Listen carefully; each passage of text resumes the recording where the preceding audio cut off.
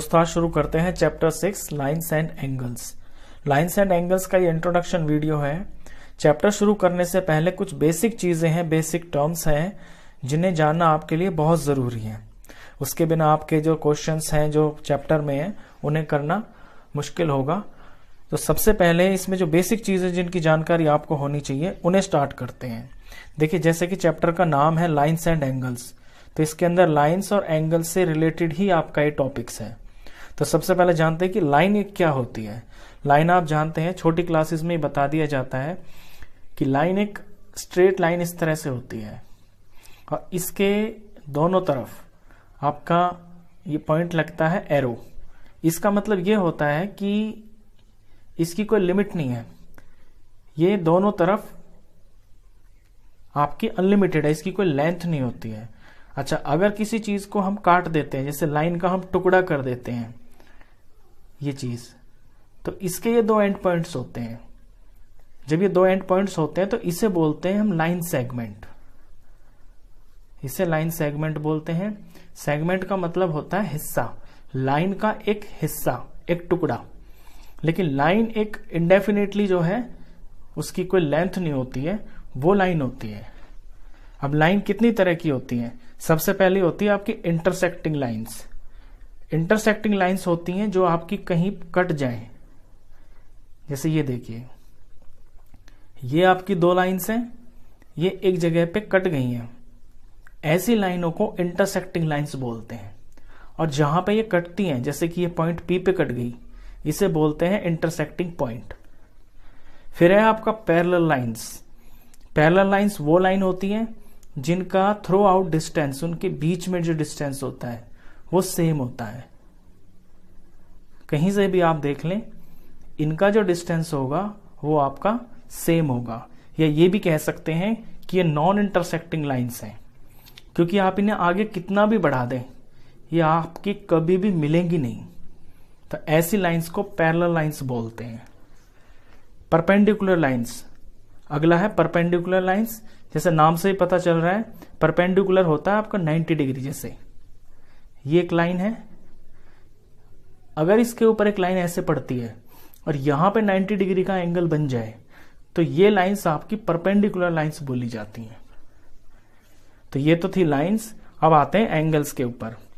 देखिए एंगल क्या होता है, सबसे पहले ये देखें, ये आपका एक पॉइंट है, यहां से एक रे गई, ये रे होती है, और इसी पॉइंट से एक रे और जाती है।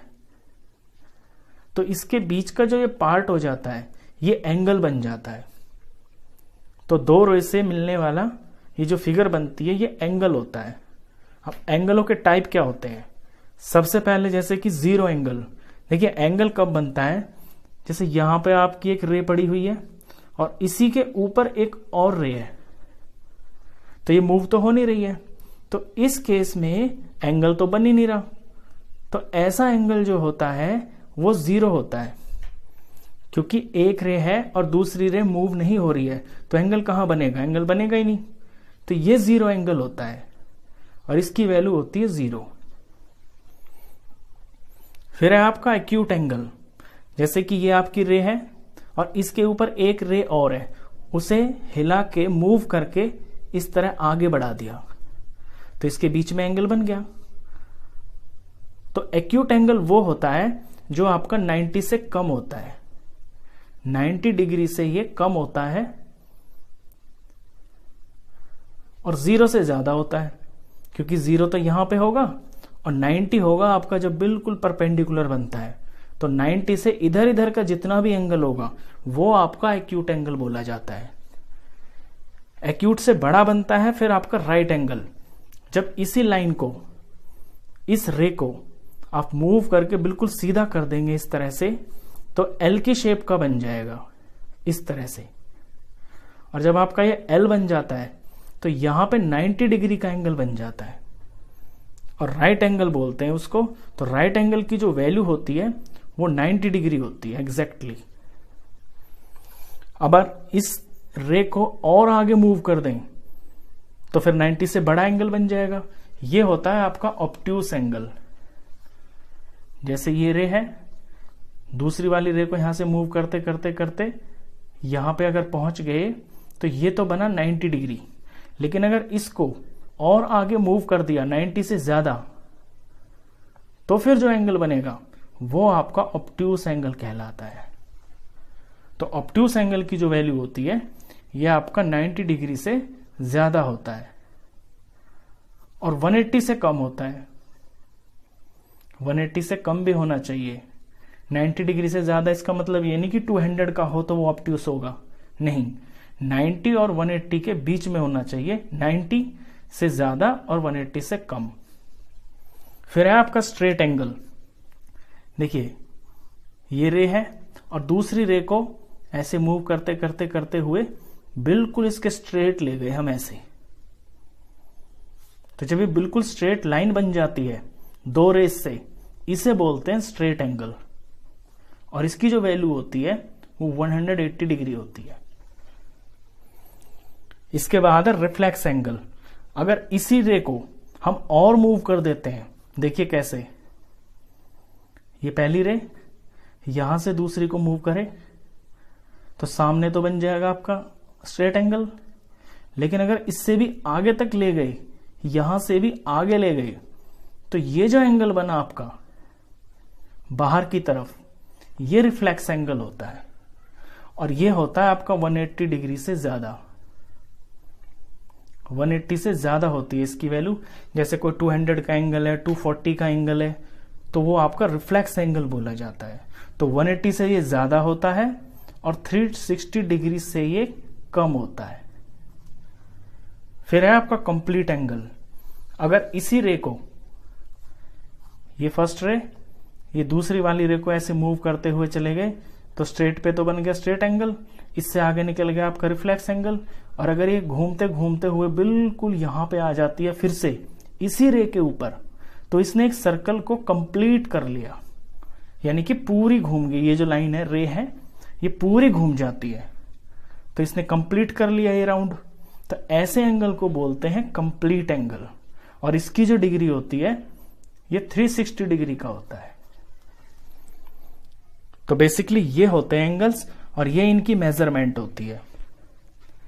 चलिए एंगल्स के पेयर के बारे में अब जानते हैं कि एंगल के पेयर कितनी तरह के होते हैं।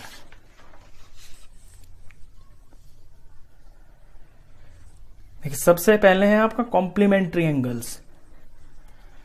कॉम्प्लीमेंट्री एंगल्स वो एंगल्स होते हैं जो दो मिलके 90 डिग्री हो जाए। जैसे कि ये मैंने 90 डिग्री का एंगल बना दिया और ये मैंने इसको पार्ट कर दिया, तो यहां तक का एंगल ए है और यहां तक का एंगल बी है। तो अगर ए और बी दोनों मिलके 90 डिग्री हो जाते हैं तो ये बोले जाएंगे कॉम्प्लीमेंट्री एंगल्स। अब इसमें अगर आपको एक की वैल्यू नहीं है पता तो दूसरे की निकालना बिल्कुल आसान है। फॉर एग्जाम्पल आपको ए की वैल्यू पता है 50 डिग्री और बी आपको पता करना है, तो इसमें ए की वैल्यू भर देंगे यहां पे 50 प्लस और ये B is equal to 90 degree. तो यहां से बी की वैल्यू आ जाएगी आपकी 90 माइनस 50 यानी कि 40 डिग्री। तो इसे ऐसे बोला जाएगा कि 50 का कॉम्प्लीमेंट्री एंगल आपका बी है। 50 में बी की वैल्यू भरने से 90 डिग्री बन जाता है। तो ये होते हैं कॉम्प्लीमेंट्री एंगल्स। फिर है आपका सप्लीमेंट्री एंगल्स। सप्लीमेंट्री एंगल में आपके जो दोनों एंगल्स हैं उनका सम 180 डिग्री हो जाता है।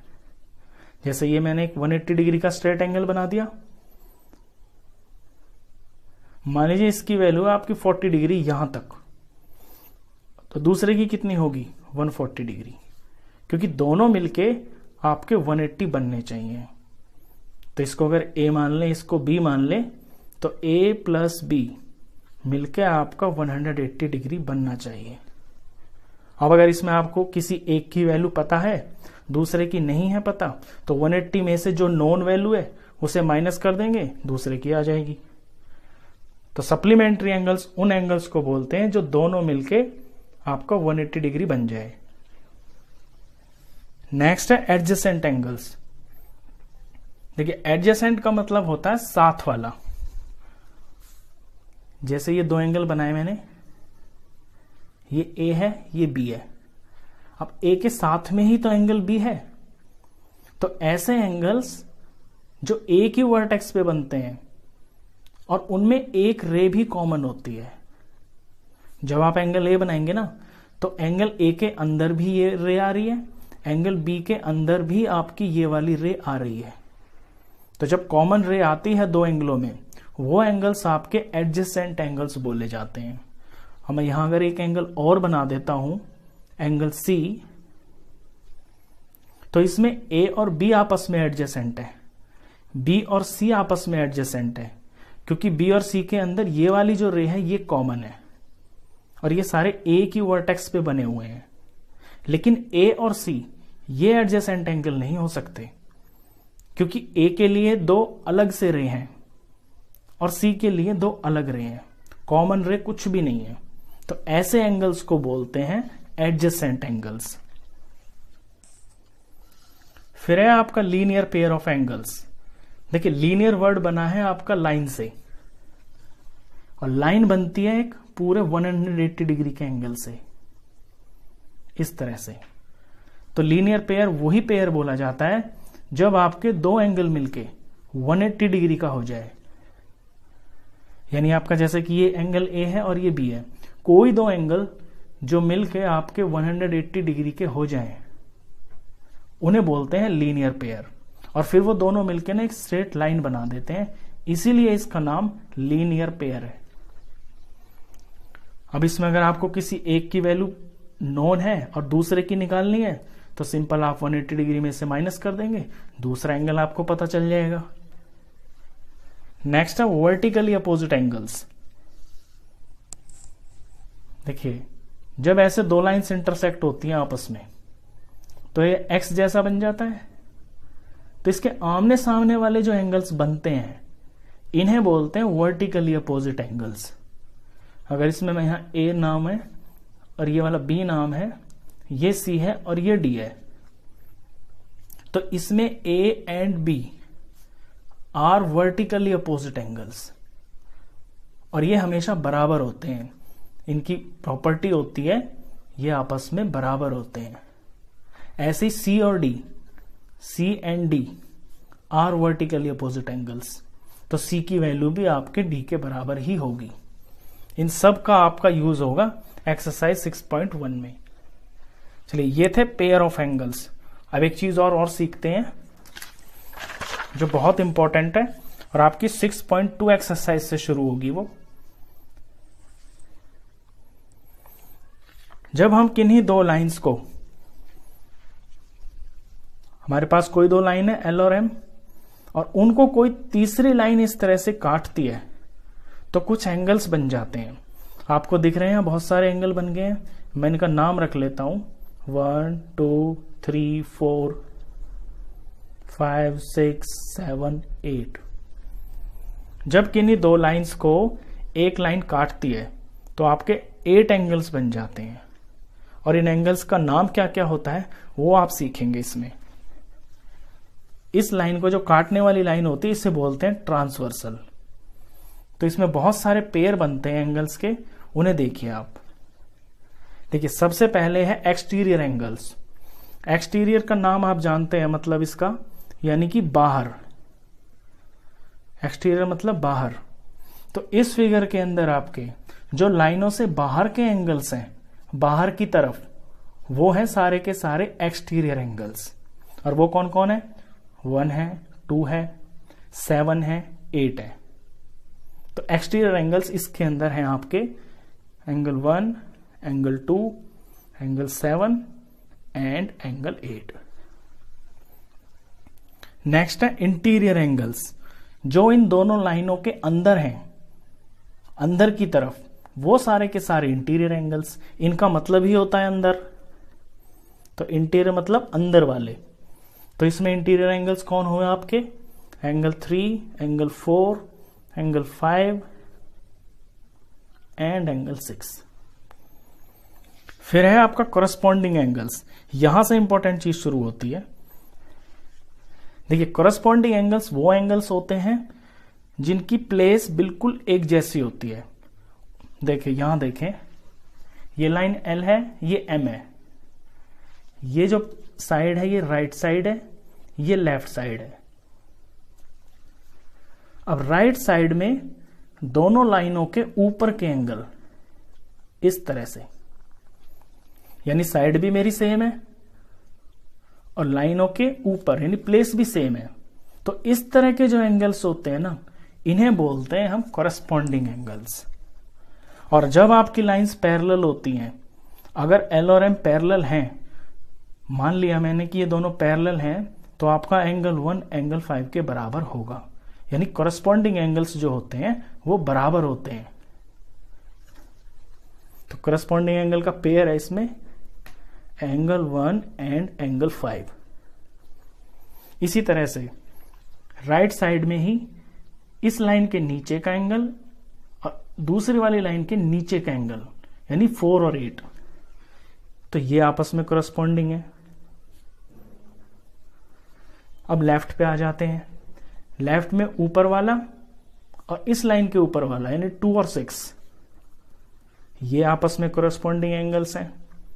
फिर नीचे वाले 3 और 7, ये आपस में कॉरेस्पॉन्डिंग है। अगर ये लाइंस पैरेलल ना भी हो ना, तो एंगल्स के नाम तो कॉरेस्पॉन्डिंग ही बोले जाएंगे, लेकिन फिर इनकी वैल्यू आपकी बराबर नहीं होगी। ये पैरेलल लाइन की प्रॉपर्टी है। तो ये आप इसमें यहीं पे जान लें कि जब आपकी लाइंस पैरेलल होती हैं तो इनकी वैल्यू बराबर होती है।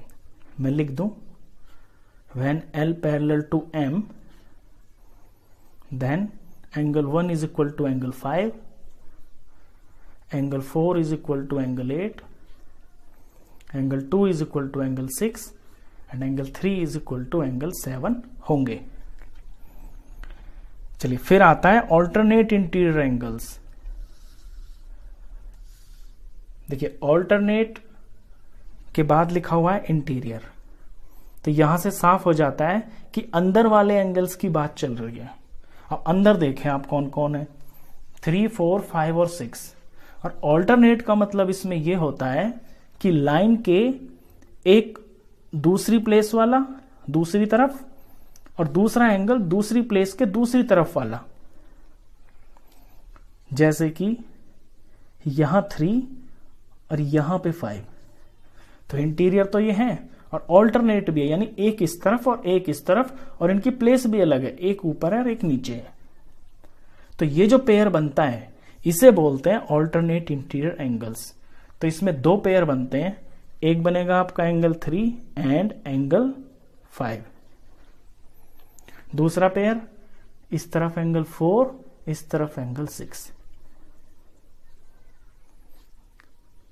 और जब आपकी लाइंस पैरेलल होती हैं तो ऑल्टरनेट इंटीरियर एंगल्स आपके बराबर होते हैं। ये भी याद रखना आप, when L parallel to M, then angle 3 होगा एंगल 5 के बराबर, एंगल 4 होगा आपका एंगल 6 के बराबर। इन प्रॉपर्टीज का आपका यूज है इस चैप्टर के अंदर। नेक्स्ट आता है आपका ऑल्टरनेट एक्सटीरियर एंगल्स। ऑल्टरनेट का मतलब तो आप जान गए, एक्सटीरियर का आप मीनिंग जानते हैं, मतलब कि बाहर का। तो जैसे ऑल्टरनेट इंटीरियर का पेयर बनाया, इसी तरह अब एक्सटीरियर का पेयर बनेगा। तो एक्सटीरियर का कैसे बनेगा, पहले तो बाहर का लेते हैं। देखिए 1 का देखें कौन होगा, ये 1 है, दूसरी तरफ है। एक्सटीरियर में 7 है और ये लाइन के दूसरी तरफ है। तो ऑल्टरनेट एक्सटीरियर एंगल का पेयर इसमें बना आपका 1 और 7। तो इसका पेयर बना 1 एंड 7। एक और पेयर बनेगा, वो बनेगा आपका एंगल 2 और एंगल 8। और इसके अंदर भी ये वाले भी, जब आपकी लाइंस पैरेलल होती हैं, जब L पैरेलल टू M होगा तो आपका एंगल 1 एंगल 7 के बराबर होगा, एंगल 2 आपका एंगल 8 के बराबर होगा। ये पैरेलल लाइंस की प्रॉपर्टी है। तो ऑल्टरनेट एक्सटीरियर एंगल्स भी बराबर होते हैं जब ये लाइनें आपकी पैरेलल होती हैं। चलिए नेक्स्ट है आपका को इंटीरियर एंगल्स। इंटीरियर यानी कि अंदर के हो और को मतलब साथ वाले हो। इसे हम ऐसे भी बोलते हैं interior angles on the same side of transversal, कि ट्रांसवर्सल के एक ही तरफ के अंदर के एंगल्स, जैसे ये ट्रांसवर्सल है n, अब एक ही तरफ के कौन है इसके अंदर, 4 है और 5 है, तो ये पेयर बनता है इसमें, एंगल 4 एंड एंगल 5। दूसरा पेयर बनेगा 3 और 6 का, एंगल 3 एंड एंगल 6। अच्छा, जब आपकी लाइंस ये पैरेलल हो तो इनमें क्या खास बात है, इनमें ये होता है when L parallel to M, तो आपके जो को इंटीरियर एंगल्स होते हैं ना, इनका सम आपका 180 डिग्री होता है, यानी 4 और 5 को प्लस करेंगे तो 180 डिग्री का आएगा। इसी तरह 3 और 6 का सम, ये भी आपका 180 डिग्री आएगा। तो मैंने इसमें आपको पैरेलल लाइंस की प्रॉपर्टी भी बता दी और उनसे रिलेटेड जो एंगल्स होते हैं वो भी बता दिए। तो ये आपका इंट्रोडक्शन पार्ट था।